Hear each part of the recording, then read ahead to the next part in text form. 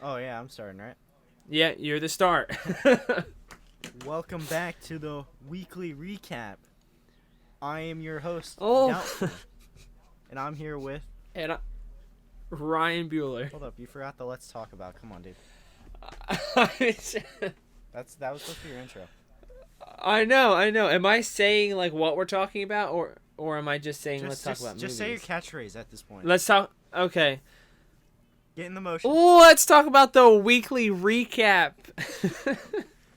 That was not. Anyways, let's just get into it. This is a more laid-back episode of the weekly recap. Yeah, compared to last week with like Sundance, 6 movies. Little Things. What else? WandaVision. Yeah, it was a busy week. This week, we luckily enough only had one movie that we wanted to watch. That was interesting. I think there was like 2 other movies. There was that Studio Ghibli that came out on HBO Max. Yeah. I didn't hear anything good about that.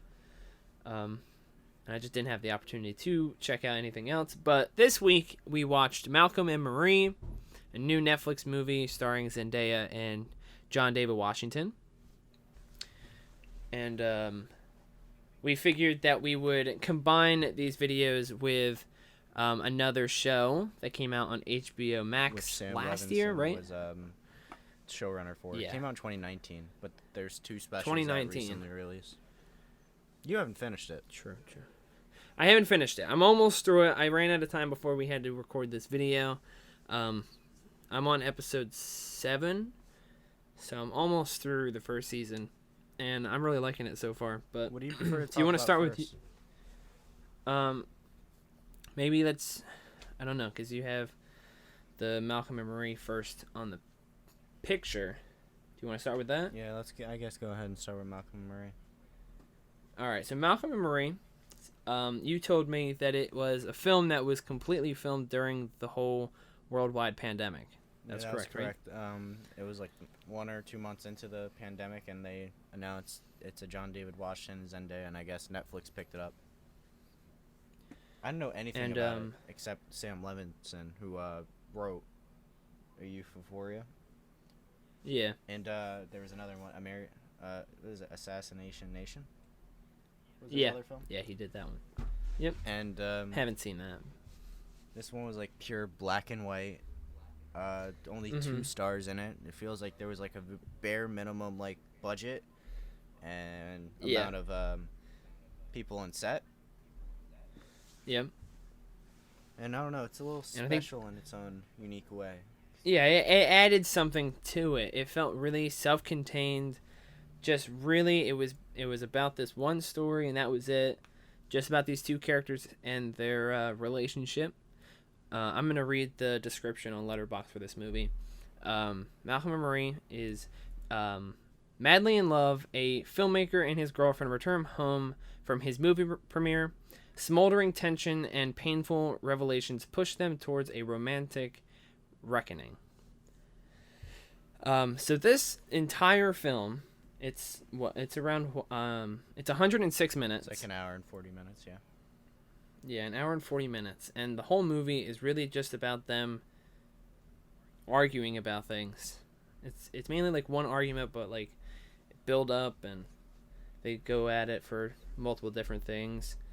And like from first glance, you wouldn't think that would be the best thing, because it's just 2 people arguing. But the movie just really showcases both of the leads acting, a lot of monologues, very just candid shots of them talking, going back and forth.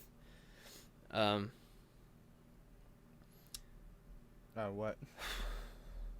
You wanted me to go in? No, I'm just saying. If you wanted to add anything. No, I don't have anything to add personally yet. This movie really focuses on like the ideology of the characters. Like they go back and forth, pointing out each other's flaws and why they do certain things and how that affects the relationship and how they should be doing things. And they're just arguing and showing different perspectives, like how like a male person in a relationship would see a situation, and then how a female would see that situation, and going back and forth. And it shows like each person has like a valid point for why they're arguing, and they're trying to prove why they're the one that's right, but the other one has something. It's like a legitimate argument. For an hour and 40 I think minutes that really, straight. an hour and 40 minutes. There's ups and downs, but like, yeah, it's not the most entertaining thing in the world. But I felt like it was special, like you said. Just a special experience, not something that you usually see. Doubtful you have anything to add to that? I think the acting on Zendaya and John David Washington was very well put. Like, their performances were pretty good. I saw this is a very mixed movie. I was reading. It's pretty mixed, and I'm on like somewhat middle. I feel like I'm a little disappointed in the movie because it's like some writing choices were kind of weird for me. Okay. And after I watched Euphoria, I was like super hyped for this. And it was just like I said, it hit a little bit under my expectation, but it was still like near. Okay. But it was just that's like good. Yeah. It felt like a weaker Marriage Story in my opinion. Yeah, I was comparing it to Marriage Story the whole time too. Marriage Story felt well paced and well yeah, because there was more things going on. They were going to different places, showing different stages of the relationship. This was just one night, one long argument. Very, very self-contained. So yeah, I definitely understand. It definitely is a longer movie than it probably should have been. I saw a lot of people say this movie's better if you put it on mute. It was just... Wow. I thought it was just funny. Overall. I mean, probably watching it, like, visually, seeing how they're expressing themselves.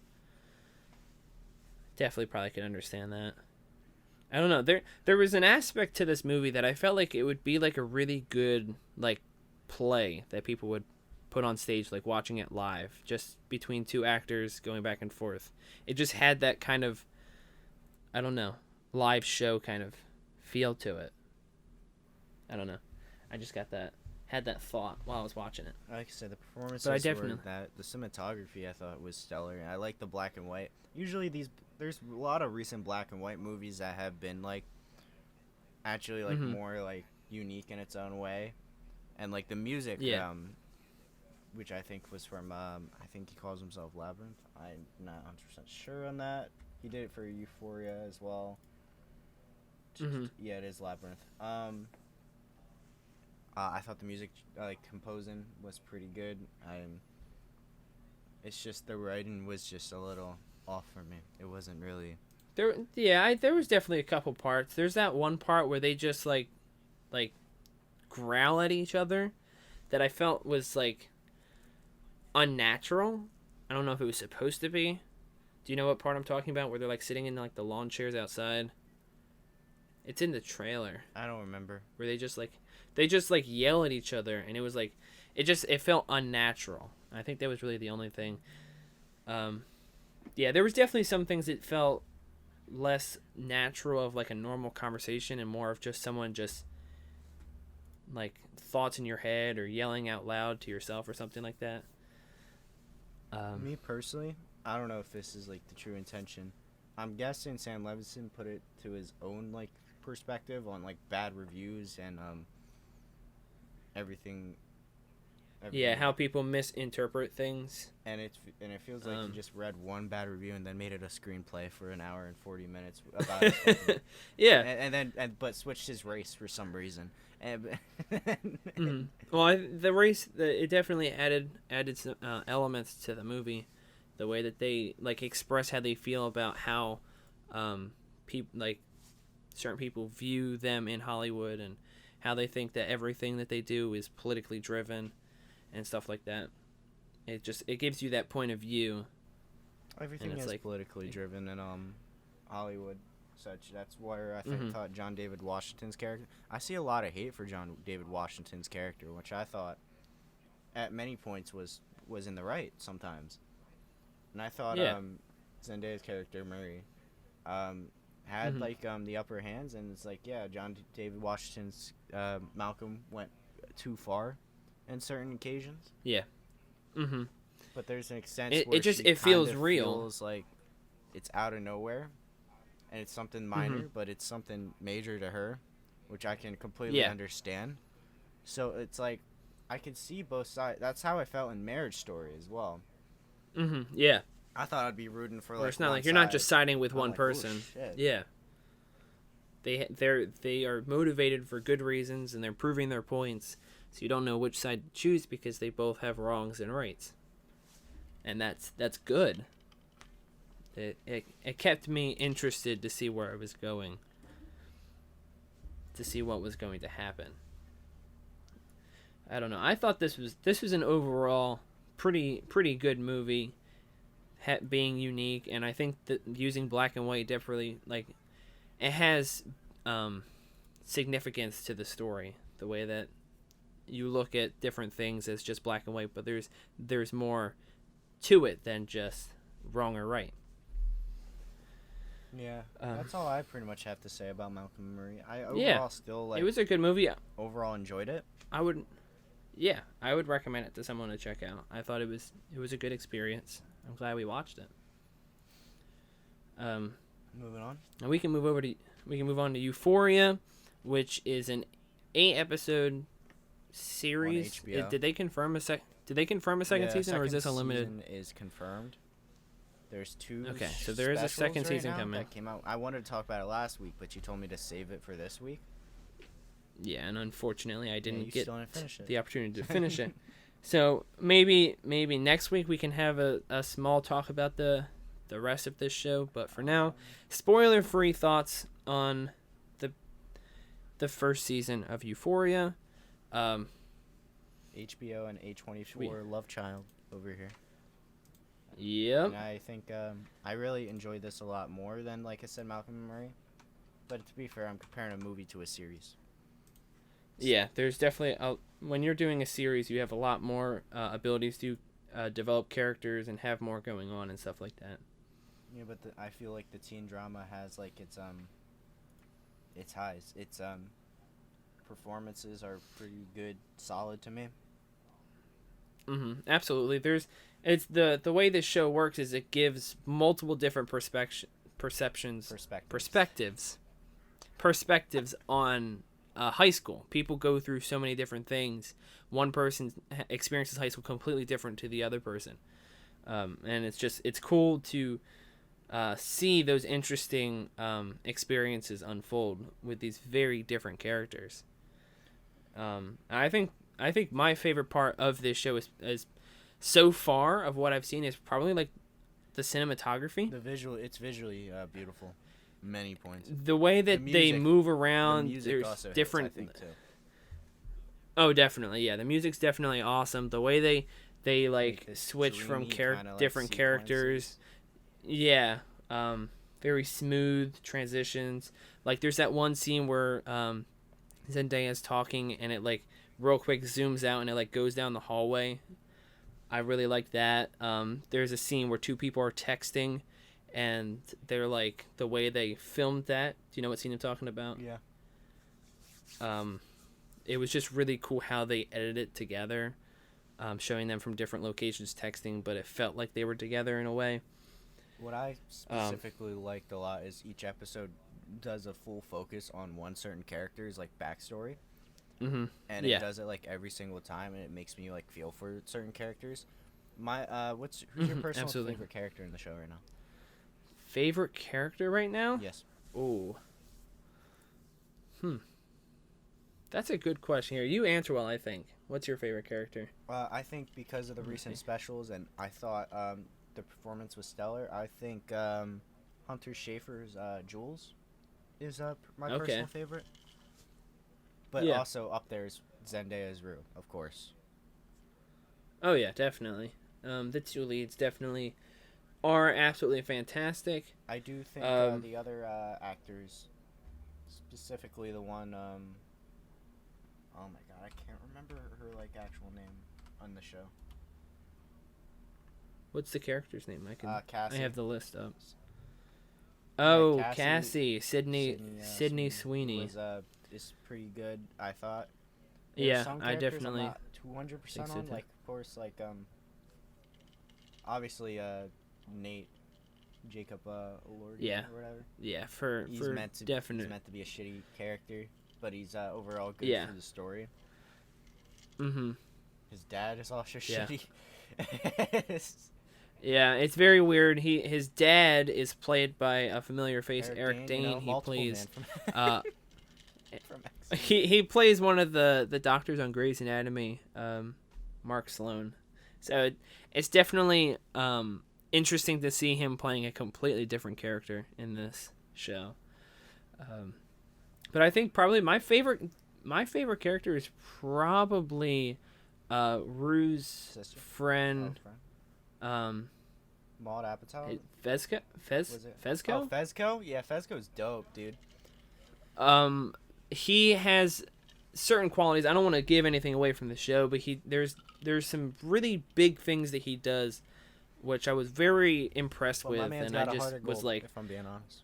Like, yeah, I'm like, I stand up, I started clapping for this guy. I was just really, yeah. So I'm definitely liking, yeah. Everyone overall are giving good performances.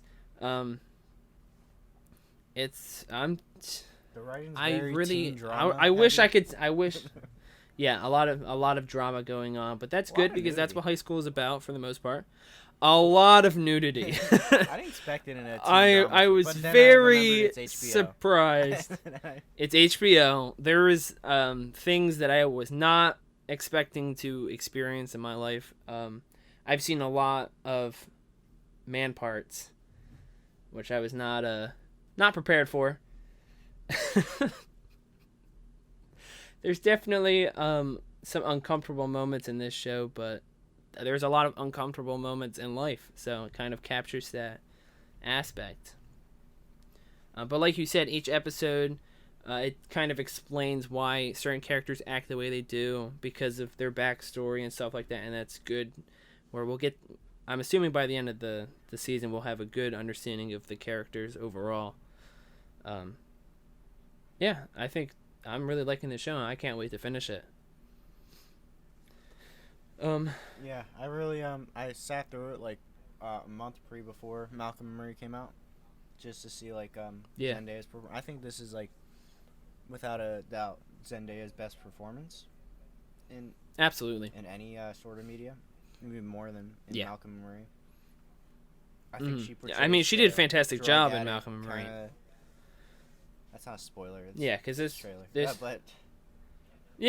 whole the description of it. A look at life for a group of high school students as they grapple with issues of drugs, sex, and violence, and how that all. I'm also pretty cool on how accepting the show is on certain things. I think it says Jules being a transgender girl.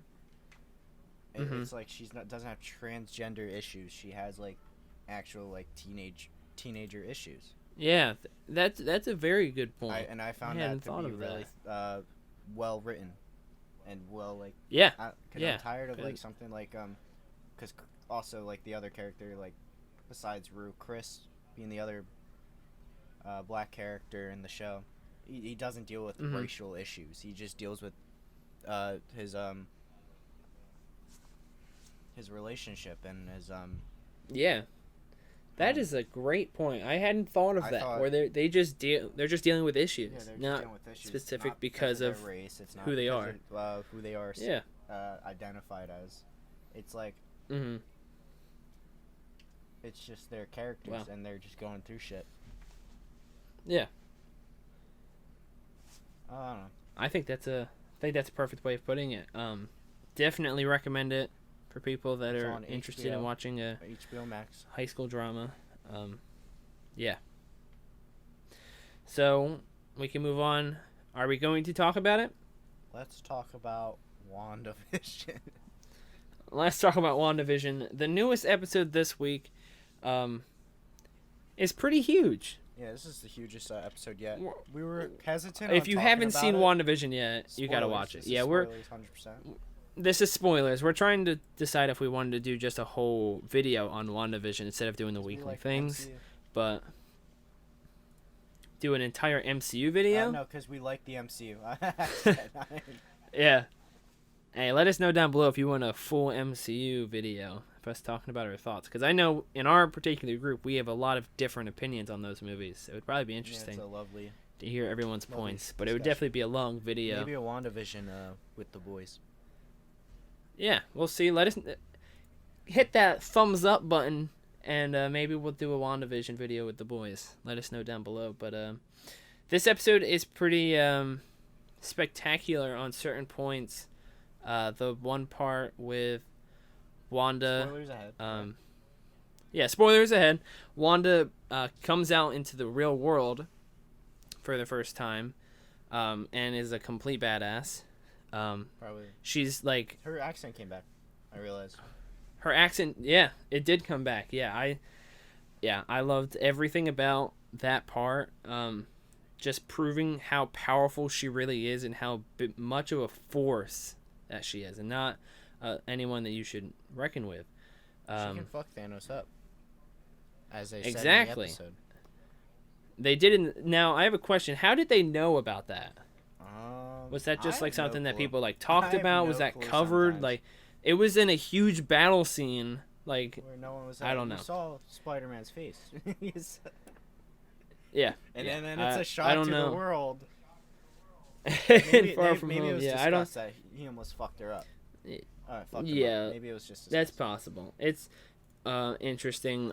There's a scene at the beginning of the episode where we see Wanda break into a sword facility and steal Vision's body. I thought that was pretty big. I got hyped because that was supposed to be the end credit scene for Avengers Endgame. They originally had planned they were going to showcase that as a setup for WandaVision, but then eventually cut it because they felt like Endgame needed to be its own thing. I just thought that was cool that they brought that in. And one of the big things from this episode is that we found out that Wanda has this ability to not just manipulate people's perception of the world around them, but literally can manipulate the things in the world around her. And I think there's a very interesting thing that Wu says in that part where he says that she's never shown that power before, so why is she able to do it now? I think that was an important line. I personally do not think Wanda is the one in complete control of this situation. Who do you think is? I think there's someone in the background who is like allowing her to unlock more of her power or feeding her more power so she can become even stronger. I don't know exactly who that might be, but I think there's something going on because there's a scene at the beginning of the episode where Wanda is trying to make her little babies go to sleep and they're not listening to her. She can manipulate everybody, but she cannot control her children. So I don't think she completely created her children. I think someone else did that. I think there's something going on here. Mephisto? I think because Mephisto in the comics goes by Ralph. Ralph's name has been dropped multiple times. Hey, buddy. And Mephisto is one of his main goals in the comics is Wanda's twins. So I don't think it's a coincidence that they introduced the twins in this. I think Mephisto or some or Wiccan or I don't know. Honestly, I don't know. Right now, and it's just because they haven't showcased any kind of abilities yet, supposedly. So I don't know. We'll have to wait and see. What do you believe about are we gonna talk about the how do you feel about the 80s references? Well, there like was it 80s? It was definitely 80s. Yeah, I liked it. I liked in this episode they explain why the time keeps changing. Vision makes a reference where every time he has a moment where he starts to realize what's going on, Wanda changes everything in the next episode. She's trying to fix that. She doesn't want him to catch on, so she changes the time period. And I thought that was good that we got an explanation on exactly why it keeps changing. Credits out of nowhere while they were arguing. Yeah, that it just felt unnatural when they started rolling. They kept talking, and then they took away the credits. I really liked that aspect of it because when you see credits, you're like, oh, it's ending. The intro is pretty funny. I liked it too. It's not my favorite so far, but it was good. I don't know what show it was referencing to.